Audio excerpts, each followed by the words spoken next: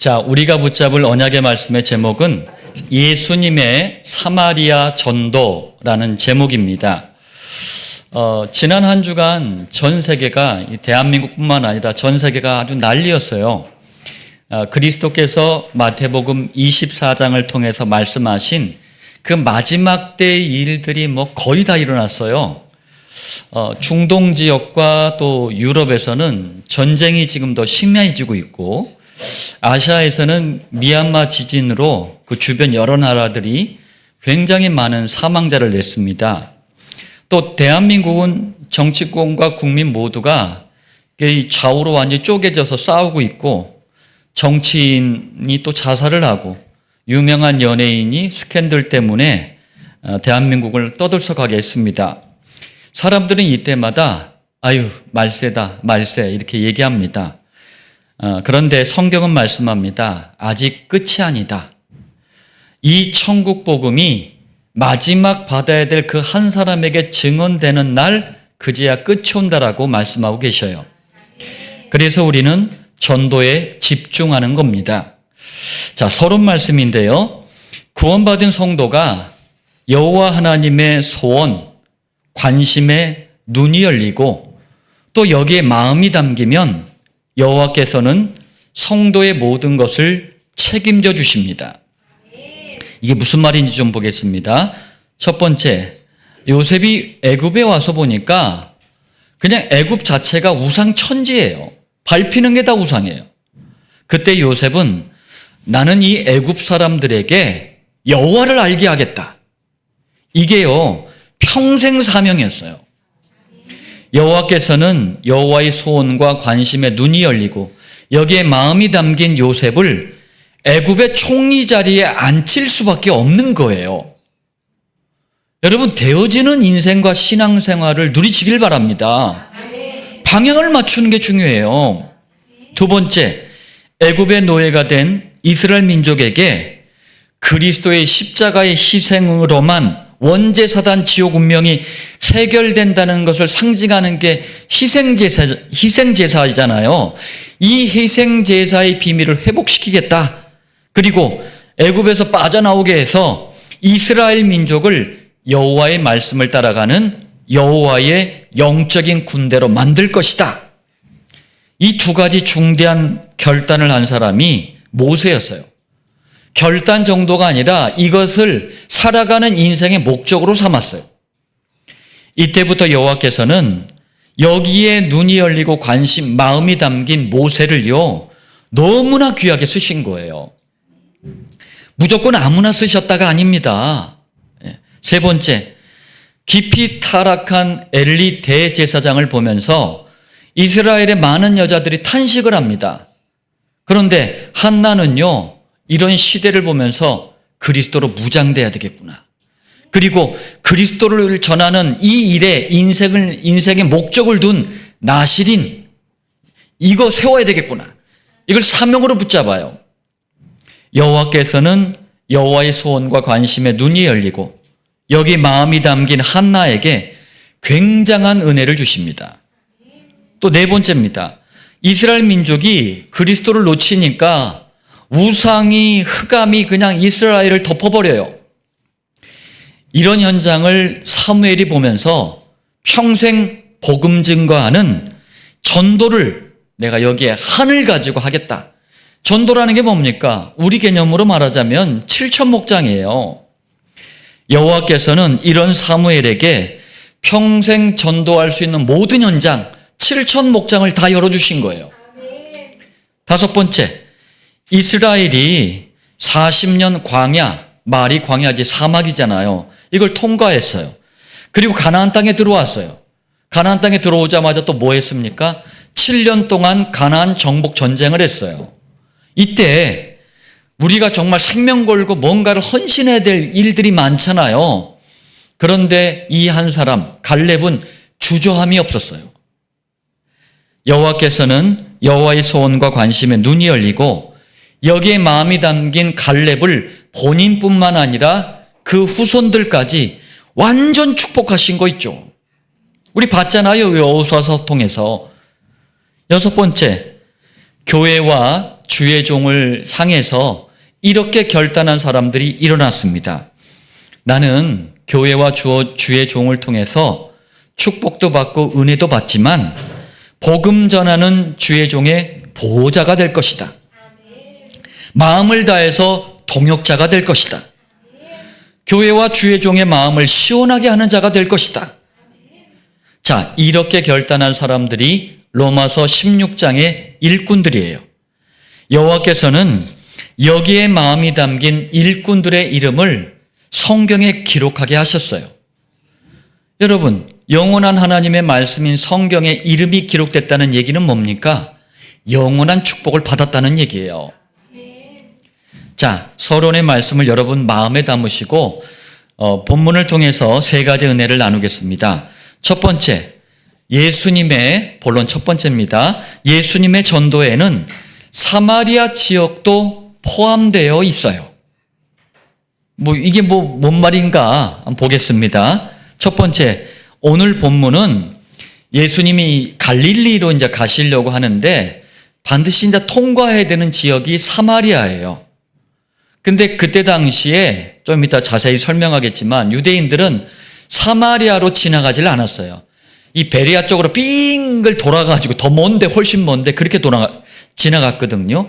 그런데 예수님은 사마리아 지역을 통과해서 가시다가 수가라는 동네에 도착하셔가지고 한 여자에게 복음을 전하신 내용이에요. 먼저 사마리아 지역에 대한 이해가 좀 있어야 됩니다. 자, 이스라엘이 원래는 통일왕국이었잖아요. 근데 통일왕국의 네 번째 왕이 솔로몬의 아들인 르호보암이에요. 근데 이 르호보암 왕 때 이스라엘이 둘로 나라가 쪼개져 버려요. 북쪽은 이스라엘, 남쪽은 유다. 그래서 북쪽 이스라엘의 수도는 사마리아, 남쪽 이스라엘의 수도는 예루살렘. 이렇게 둘로 쪼개져 버린 거예요. 시간이 흘러서 BC, Before Christ라고 하죠. 예수님 오시기 722년에 북쪽 이스라엘은요, 아수르, 세계사에는 아시리아라고 돼 있죠. 아수르에 의해서 멸망을 당합니다. 자, 이 아수르가요, 얼마나 좀 잔인하게 했냐면, 북이스라엘 수도 사마리아 지역에 아예 유대인들의 씨를 말려버리려고 유대인 남자들을 싹 다 잡아다가요, 강제로 이주를 시켜버렸어요. 그러니까 다른 나라에 강제로 이사를 시켜버린 거예요. 그러면 어떻게 되겠습니까? 남자가 없잖아요. 여기에다가 이방 남자들을 반대로 끌고 와가지고 사마리아 땅에 막 집어넣은 거예요. 그럼 어떻게 되겠습니까? 혼혈민족이 돼버리는 거예요. 여자들이 때 되면 결혼해야 되잖아요. 근데 남자가 없으니까 이방 남자들하고 막 결혼하는 거예요. 그러면서 혼혈이 돼버리는 거예요. 더 큰 문제는 사마리아에 들어온 이방 남자들이요, 자기들이 섬기던 미신, 우상, 종교, 이거를요, 이스라엘 여자들하고 결혼을 하면서 싹 다 북쪽 사마리아 땅에 다 퍼뜨려버린 거예요. 이때부터 남쪽 유다 사람들은 북쪽 이스라엘, 특히 사마리아 땅을요, 비난의 대상으로 바라본 거예요. 그리고 남쪽 유다 사람들이 이 분노에 굉장히 북쪽 사마리아를 기분 나빠했거든요. 여기에 기름을 부은 사건이 하나 있었습니다. 뭐냐면은요, 수룹바벨이란 분이 바벨론 포로에서 이제 돌아와가지고 딱 보니까 성전이 다 회파가 된 거예요. 훼손이 된 거예요. 그래서 이걸 다시 재건을 합니다. 그런데 이걸 가장 방해한 사람들이 또 누구였느냐? 사마리아 사람들이었어요. 이렇다 보니 요한복음 4장 9절, 유대인이 사마리아인과 상종하지 아니함이로라. 결코 친하게 지나지 않았다는 얘기예요. 예수님이 이 땅에 오신 그때 당시에도 사마리아 사람이다 이러면은 유대인들이요, 고개를 절레절레 흔들었어요. 혼혈민족이 돼버렸지, 우상숭배하지, 타락했지, 성전 재건할 때도 방해했지, 뭐 등등등. 이러니까 아무도 사마리아에 복음 전하러 들어가려고 하질 않아요. 그러니까 갈릴리로 갈 때도 빙글 돌아서 갔다니까요.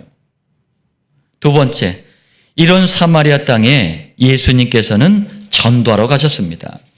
여러분, 이 말씀들의 의미를 잘 생각해 보세요.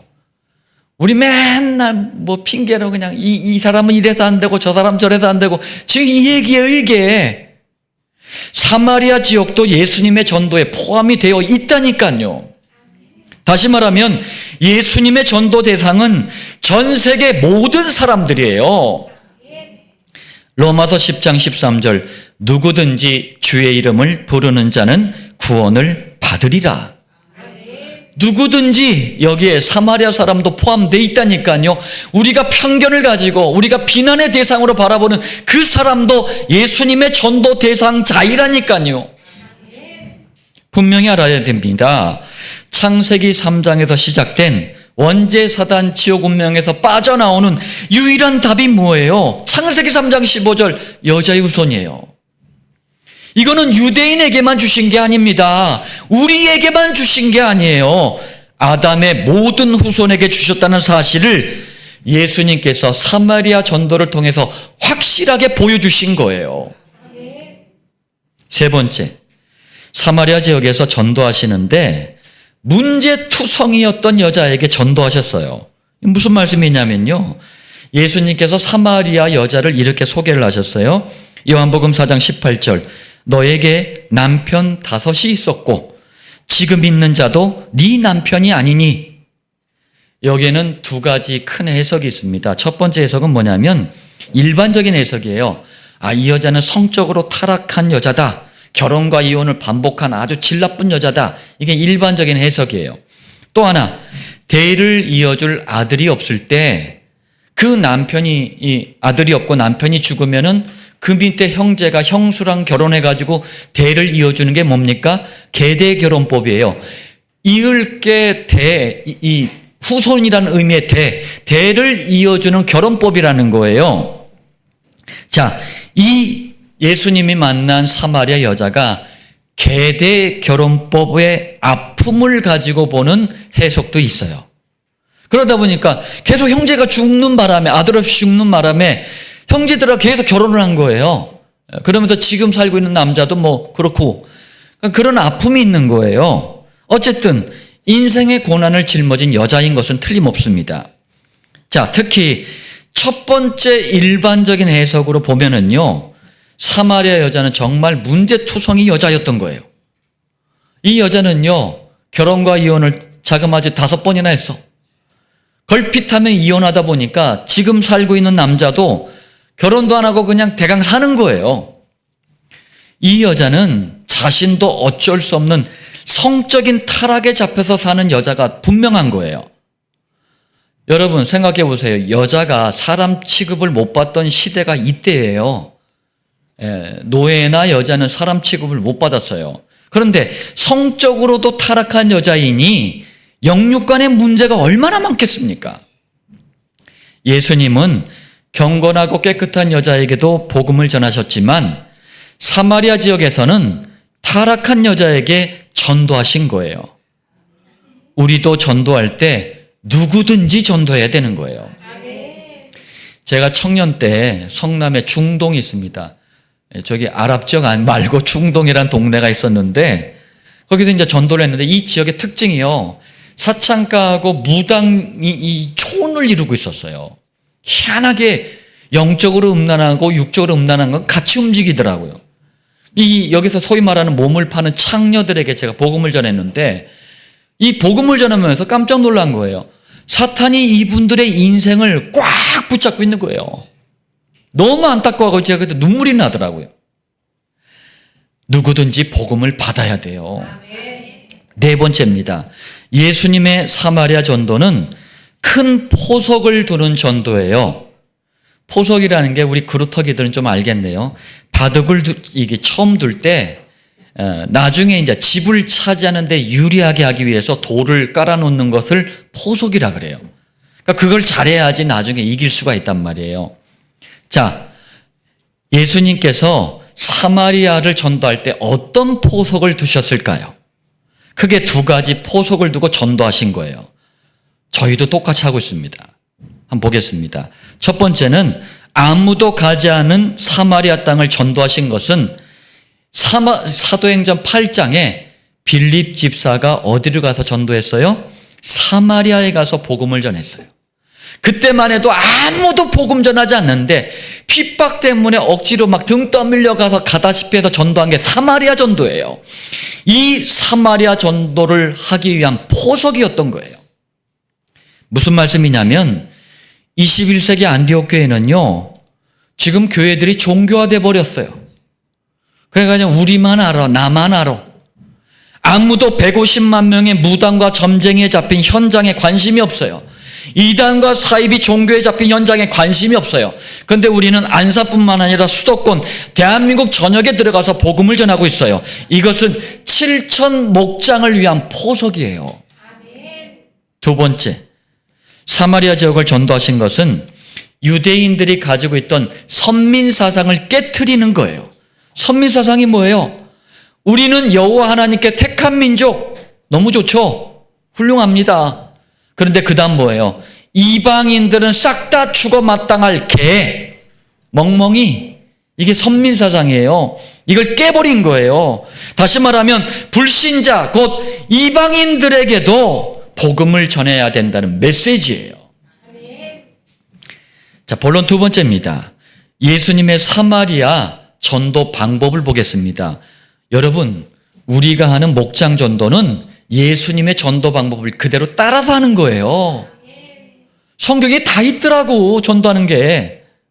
첫 번째, 요한복음 4장 4절, 사마리아를 통과하여야 하겠는지라. 무슨 말씀이죠? 지역을 선택하시는 거예요. 여러 지역이 있는데 거기서 뽑아내는 거예요. 예수님은 전도 현장을 가시기 전에 지역부터 선택하신 거예요. 그래서 우리도 복음을 전할 때 지역부터 선택을 하는 거예요. 그럼 주로 어떤 지역을 선택해야 합니까? 황금어장을 선택해야 돼요. 성경에는 회당, 성, 무슨 성, 도시, 마을, 이게 다 황금어장이에요. 지금은 아파트 단지, 학교 등등 사람이 많이 모이는 곳이 황금어장입니다. 또 사각지대가 있어요. 운전할 때도 사각지대가 있잖아요. 눈에 안 보이는.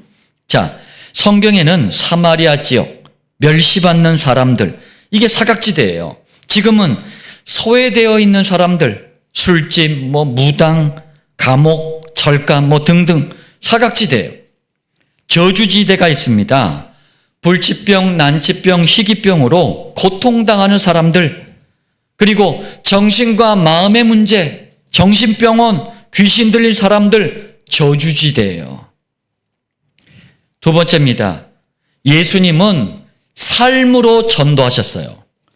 저는 이게 기가 막히더라고. 이걸 목사님들이, 교인들이 오해를 하고 있더라고. 삶으로 전도한다는 말을 전부 뭐라고 오해하고 있냐면요, 내가 똑바로 살아야 돼. 내가 잘 살고 돈도 많이 벌고 좋은 대학 나오고 직장도 좋아야 되고, 그리고 요만큼 실수도 안 하고 등등등, 이렇게 삶으로 보여주는 게 전도다, 이렇게 오해를 하고 있더라고. 또 이 말을 전도 안 하는 핑계로 이용을 해요. 내 삶이 아직도 이 모양인데 무슨 전도입니까? 물론 바르게 사는 게 나쁘다는 말이 아닙니다. 그러나 우리 수준, 인격, 실력 가지고는 절대로 전도할 수 없어요. 그럼 예수님이 삶으로 전도하셨다는 게 뭐예요? 항상 전도를 생각하고 계셨다는 거예요. 그러다가 전도 대상이 나타났다, 전도의 시간표가 됐다, 그럼 전도하는 거예요. 자, 예를 들면 이런 겁니다. 제가 29살 때 복음을 깨닫게 됐어요. 그랬더니 성령님께서 제 마음에 전도해야지, 이 마음을 주신 거예요. 제가 그래서 매일마다 거의 대부분의 시간을 전도만 생각을 했어요. 어디 특별한 장소에서 누굴 만나잖아요. 계속 전도만 생각을 했어요. 그게 시간표가 됐다, 타이밍이 됐다, 무조건 복음 전했어요. 제가 29살 때 32살에 이제 결혼을 했으니까 맞선 자리에 가서도요, 거기서도 전도했다니까. 전도만 계속 생각한 거예요. 알고 봤더니 교회에서의 전도자들이 전도만 계속 생각을 하더라고. 드와이트 라이먼 무디 목사님은요, 24시간 전도법이라 그래가지고 24시간 동안 한 명이라도 내가 복음 전하지 않으면 잠들지 않겠다, 막 이랬어요. 전도만 계속 생각하는 거예요. 정리하면 나에게 주어진 모든 시간, 모든 장소, 모든 만남을 전도만 생각하면서 움직이는 것을 삶으로 전도했다라고 하는 거예요. 어려운 게 아니에요. 우리 복음 깨달은 우리 집사님들 보니까 생각하시더라고. 그게 삶으로 전도하는 거예요. 세 번째, 예수님의 전도 대상은 누굽니까? 아까도 얘기했지만 모든 사람이 전도 대상입니다. 그때 당시로 말하면 산헤드린 공의회 회원들 누굽니까? 종교 지도자들이에요. 율법학자들, 영적인 문제를 가진 사람들, 등등등 모두 전도의 대상이에요. 또 전도할 때는 혈통, 사상, 이념, 여러분 이 모든 것들을 다 뛰어넘어서 어떤 사람이든지 전도해야 돼요. 대한민국이 지금 어려운 시기를 통과하고 있습니다.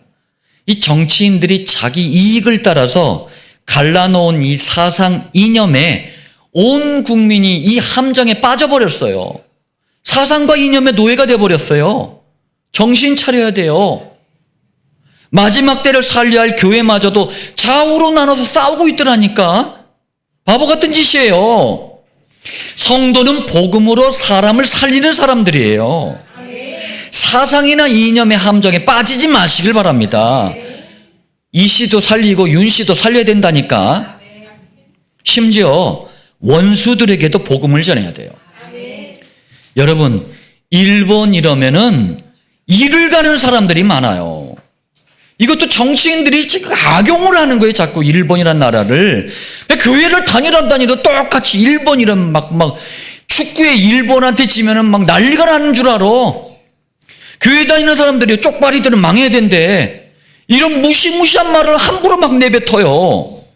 정신 차려야 돼요. 여러분, 교회사, 세계사를 한번 들여다보세요. 복음 없는 개인, 민족, 나라가 복음 전하자는 그 사람들이 무슨 일을 저질렀는지 한번 보세요. 세계 제1차, 2차 세계대전이 어느 나라를 통해서, 누구를 통해서 시작됐는지 보세요. 우리가 복음 전하지 않으면 그 원수라고 지목했던 그 사람들이 우리까지 고통을 준다니까요. 일본도 복음으로 살려야 될 나라예요.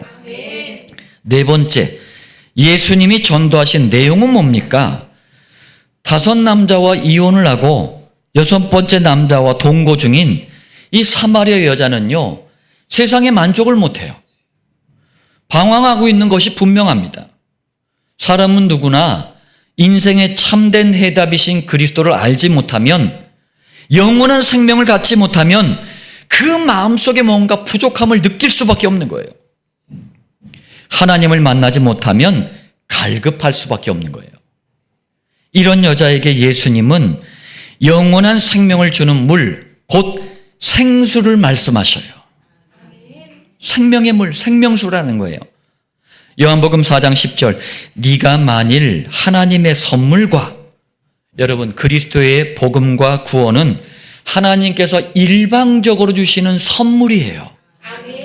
자, 그러면서 또 네게 물을 달라 하는 이가 누구인 줄 알았더라면 네가 그에게 구하였을 것이요 그가 생수를 네게 주었으리라. 무슨 말씀일까요? 네가 그리스도가 누구인 줄 알았더라면 그리스도를 붙잡았을 것이다. 그리고 그리스도께서는 생수, 그리스도의 성령께서 마음속에 함께 하시는 걸 말하는 거예요. 곧 구원을 주셨을 것이다. 그래야지 목마르지 않아요. 그래야지 갈급하지 않아요. 그리스도가 마음에 계셔야 돼요. 성령님으로 함께 하셔야 돼요. 다시 말하면 요한복음 4장 14절, 내가 주는 물을 마시는 자는 영원히 목마르지 아니하리니 내가 주는 물은 그 속에서 영생하도록 솟아나는 샘물이 되리라. 예수님은요, 내가 주는 물을 마시는 자는, 곧 예수님을 그리스도로 믿고 영접하는 자는 영생하도록 솟아나는 샘물이 되겠다고 약속하셨어요. 이 약속대로 그리스도를 영접할 때 그리스도의 성령님이 우리 마음속에 영원히 함께 계시면서 그리스도의 은혜를 주시는 거예요. 그래서 그리스도의 이름을 영접한 사람들 향해서 뭐라고 합니까? 그 배에서 생수의 강이 흘러나리라. 그리스도의 은혜가 자꾸 넘쳐나는 걸 말하는 거예요. 정리하면 예수님은 전도하실 때 인생의 참된 해답이신 그리스도와 그리스도를 영접할 때 성령님이 그 마음속에 함께 하시는 구원에 대해서 말씀하신 거예요. 이게 전도의 내용이에요. 뭐 나눠주는 게 전도가 아닙니다. 전도하지 못하는 미안한 마음을 그걸로 풀지 마세요. 복음 전하는 게 전도예요. 구원의 길을 말해주는 게 전도예요. 다섯 번째, 예수님은 전도하실 때 항상 제자들을 염두에 두셨어요. 염두라는 게 머릿속에 계속 생각하시는 거예요. 미리. 제자들을 세우는 일을 결코 게을리하지 않으셨어요. 지금 예수님이 사마리아 전도를 하시는데 예수님 곁에 누가 계속 따라다닙니까? 요한복음 4장 8절 제자들이, 4장 27절 제자들이 있었어요. 제자들을 데리고 현장에 들어가셔서 직접 전도하시는 것을 다 보여주신 거예요. 우리 박미경 교사님, 김명주 교사님 두 분 처음에 제가 목장, 현장 다 데리고 다녔어요. 그래서 제가 불신자들에게, 교인들에게 어떻게 전도하는지 다 보여줬어요. 예수님은 죽음과 부활을 통해서 그리스도의 일을 완성하셨어요. 그리고 잠시 뒤에는 승천하셔야 되기 때문에 이 땅에 남아서 전도할 사람들이 반드시 필요한 거예요. 그래서 제자들을 데리고 다니셨는데 제자를 준비하시는 예수님만의 방법이 있었어요. 여러분 잘 생각해 보세요. 제가 지금 이렇게 하고 있어요. 그대로 따라하는 거예요, 저도. 첫 번째가 뭐냐면 아무나 부른 게 아니에요. 먼저 제자들을 선발하셨어요. 여러 사람 중에서 뽑았다는 얘기예요. 그래서 제자는 누구나 될 수 있어요. 반대로 아무나 될 수 없어요. 그게 제자예요. 예수님이 선발하셔야 돼요. 두 번째, 선발한 제자들 함께 데리고 다니면서 복음 전하고 기도하고 사람을 살리는 것을 모범으로 보여주셨어요. 모범이라는 말이 뭐냐면 본보다 배우라고 그리스도가 모델이 되어주신 거예요. 아이들이 받는 상장에 항상 빠지지 않는 단어가 뭐예요? 모범이라는 단어예요. 제가 아는 어떤 분 보니까 카톡에 이런 사진을 올렸대. 2개 사진을 올렸는데 초등학교 학생회장 선발하는데 후보가 15명이 나왔어요. 벽보가 15개가 쫙 붙어 있더라고요. 그 중에 당선이 딱 됐어. 얼마나 기쁘겠어요. 그래서 타의 모범이 됨으로 이렇게 써 있더라고요. 모범이라는 게 그거예요. 그거 보고 따라하라는 거거든요. 저는요, 제가 못하는 일을, 제가 안 하는 일을 제자들에게 하라고 얘기하지 않아요. 반드시 알게 모르게 계속 보여주고 가르쳐 주다가 맡깁니다. 그게 모범이에요. 세 번째, 하나님 말씀에 즉시, 똑같은 말이 즉각 순종하는 것을 가르치셨어요. 저는 누구한테 얘기합니다. 얘기할 때 부탁 안 하면 한동안 얘기를 안 해요. 그거 될 때까지. 네 번째, 그리스도의 복음이 해답이 맞으니 생명 걸어도 된다. 이걸 십자가의 원리라 그래요. 여러분, 교인들이, 목사들이 자꾸 이상한 표현을 해요. 내가 뭐 인생의 십자가를 짊어지고, 그게 그 말이 아니에요. 죽도록 고생하라는 말이 아니에요. 복음이 절대적인 해답 맞지?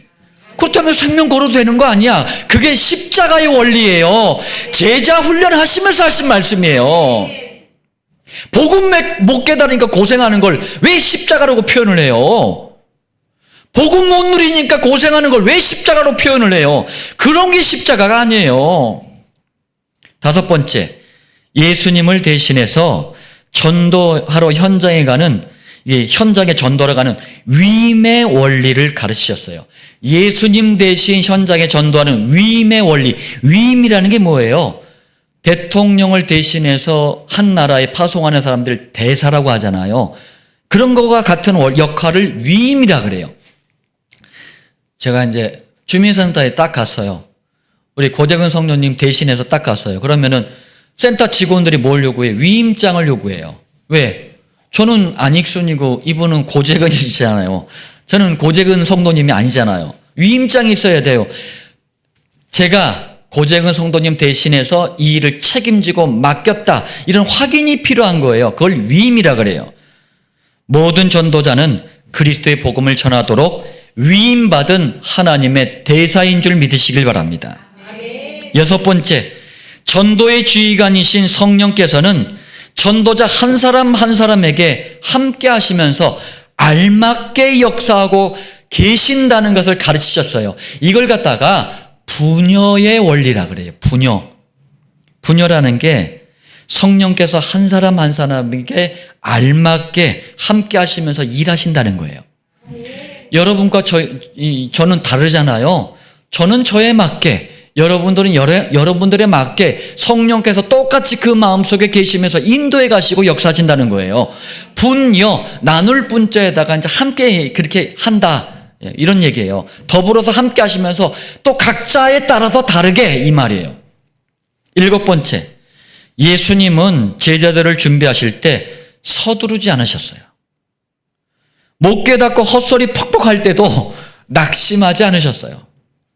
저는 이제 사복음서에서 예수님과 제자들 막 교인들하고 이렇게 나눈 대화들 보면은 스스로 낙심이 될 만큼 이상한 소리들을 많이 하더라고. 제가 낙심이 될 만큼. 이런 인간들을 끝까지 함께 하셨구나. 자, 흔들림 없이 지속해서 제자들을 세워나가셨어요. 지속의 원리예요. 처음 복음을 듣는 분들은 그래요. 성경에도 맞지 않는 이상한 5만 가지 말들을 해요. 종교에 찌들어 있으니 어쩔 수 없는 일이에요. 나중에 아마 복음을 깨달을 땐 얼굴이 좀 뜨거울걸?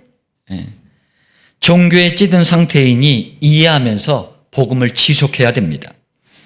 자, 본론 3번째입니다.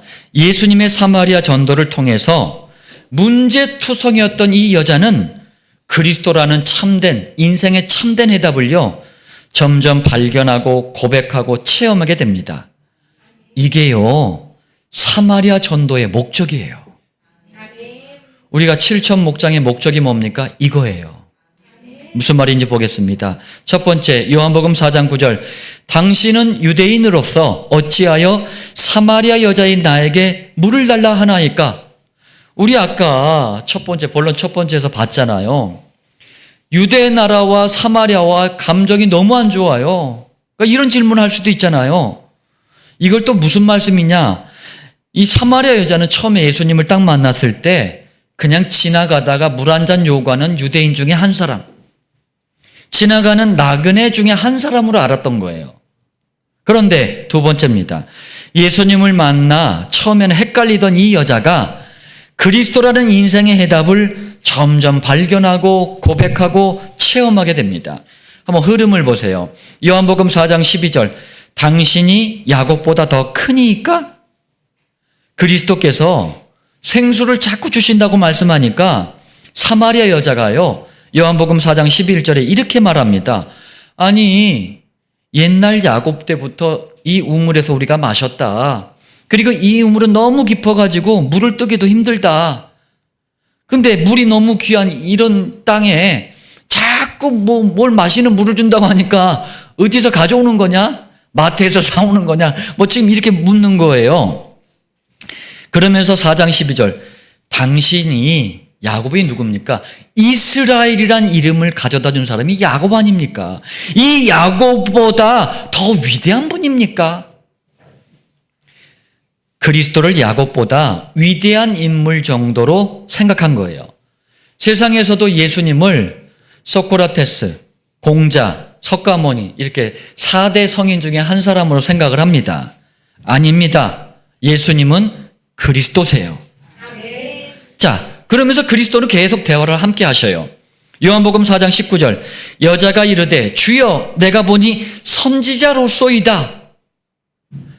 이게 뭐냐면은요, 아니 자기 누구도 모르는 이 자신의 복잡한 결혼관계, 이 성적으로 타락한 이 인생의 고통, 이걸 다 알고 계시는 거예요. 그러니까 이번에는 인생 연륜도 있고 학문도 뛰어나고 성경 지식도 뛰어난 선지자로 고백을 한 거예요. 예수님을 많은 선지자 중에 한 사람으로 고백을 한 거예요. 자, 조금 발전한 거예요. 그러다가 계속 나누다가 결국 깨닫게 됩니다. 요한복음 4장 29절. 내가 행한 모든 일을 내게 말한 사람을 와서 보라.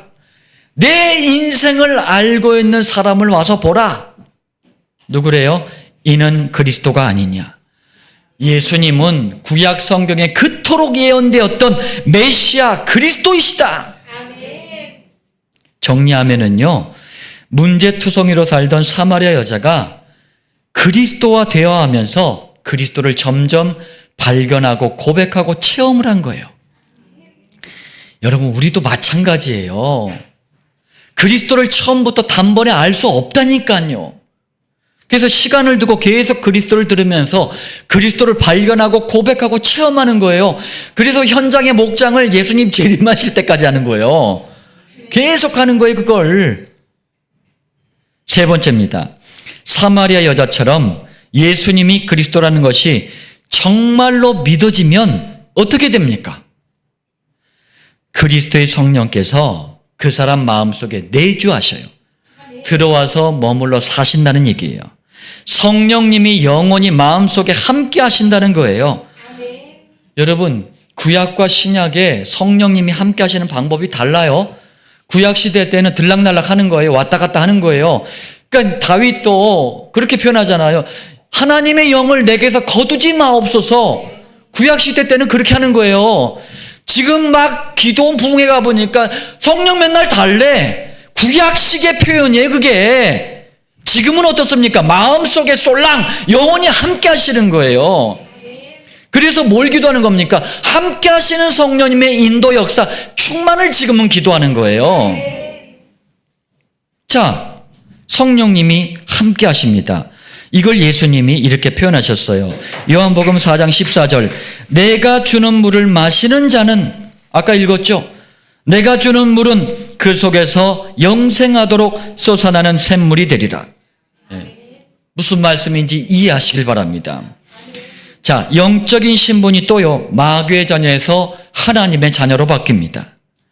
예수님이 그리스도라는 것이 정말 믿어지면 이때부터요, 평생 죄만 짓고 살아왔는데 그리스도를 믿는 믿음 때문에 의인이라고 칭함을 받아요.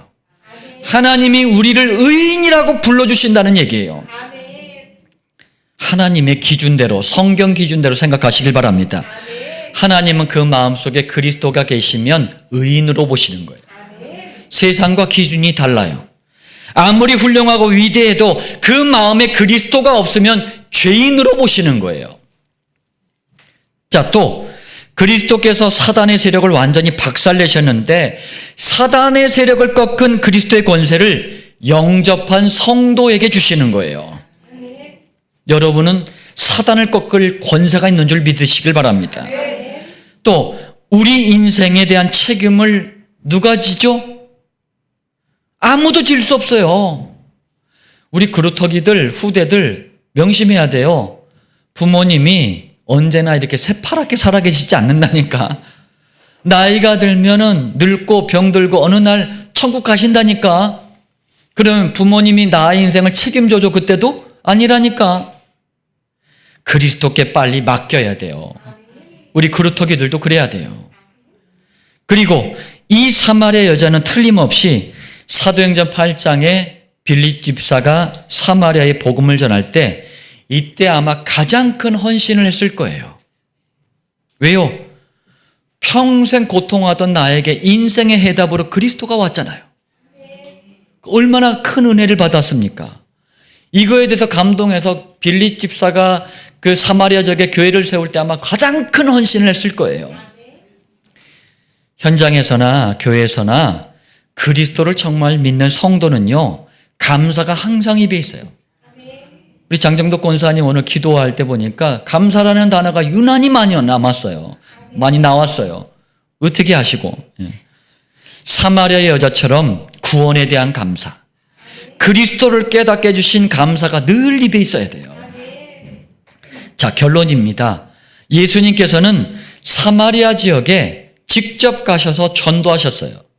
그리고 예수님은 전도하실 때 구원의 대상에 차별을 두지 않으셨어요. 가늠한 여자는 빼고 강도짓 한 놈은 지옥 보내고 깨끗하게 살아온 사람에게만 복음 전하고 이렇게 하지 않으셨다니까요. 이 땅에는 거룩하고 깨끗한 사람이 단 한 사람도 없어요. 의인은 없나니 하나도 없다. 우리도 오직 복음만 가지고 구원의 대상에 차별을 두지 않고 시대와 현장을 살려야 합니다. 이 응답을 누리려면 세 가지 무장을 해야 돼요. 지난주 강단 말씀을 듣고 이제 제 아내가 사모가 이제 그런 얘기를 하더라고요. 전에 듣지 않았던 많은 새로운 이런 그런 개념들, 이런 내용들이 강단을 통해서 나온다고 그러더라고요. 그럴 수밖에 없는 게 요한복음은 하나님의 신성, 그리스도의 신성에 대해서 가장 많은 소개가 되어 있는 말씀이에요. 우리가 딴 성경에서 듣지 못했던 많은 것들이 나와 있습니다. 굉장한 축복이에요. 자, 그래서 무장을 해야 되겠는데 첫 번째입니다. 예수님은 사마리아 지역에 가셔서 그리스도만 전하셨어요. 그렇다면 그리스도에 대해서 잘 아셔야 돼요. 그래서 그리스도만 선포되는 강단 말씀을 통해 그리스도만으로 무장해야 됩니다. 두 번째입니다. 강단 말씀에서 선포된 그리스도를 붙잡고 그리스도가 각인 뿌리 체질이 되도록 기도로 무장해야 돼요. 그래야 어떤 사람을 만나도 그리스도만 전하게 돼요. 사람을 살리게 돼요. 우리 하민숙 전도사님께서 참 만남이 참 중요한 축복이에요. 베스트힐스 요양병원에 안산에서 제일 큰 요양병원이에요. 이 베드 숫자도 제일 많고 그래요. 그런데 지금 코로나 이후로 병실에 들어갈 수가 없어요. 한 분만 들어갈 수가 있습니다. 근데 거기서 이제 또 이렇게 전도 대상자 또 찾아가지고 저희들한테 기도도 부탁하고 하셨어요. 너무 감사하더라고요. 그리스도로 자꾸 무장해야 돼요. 강단 말씀을 통해서 그리스도가 자꾸 각인 뿌리 체질이 되는 시간을 가져야 돼요. 정식기도라고 합니다. 세 번째, 두 가지가 무장되어지면 이때부터 성령님은 본격적으로 사람을 살리는 전도의 문을 열어주셔요. 이 전도의 문을 목장이라고 하는 겁니다. 모든 성도와 그루터기는 목장으로 무장돼야 돼요. 오늘 이 사마리아, 예수님의 사마리아 전도를 통해서 우리가 가지고 있는 전도에 대한 오해, 전도에 대한 잘못된 틀을 벗어버리고 성경적인 전도의 축복을 회복하는 응답이 있기를 살아계신 주 예수님의 이름으로 축원드립니다.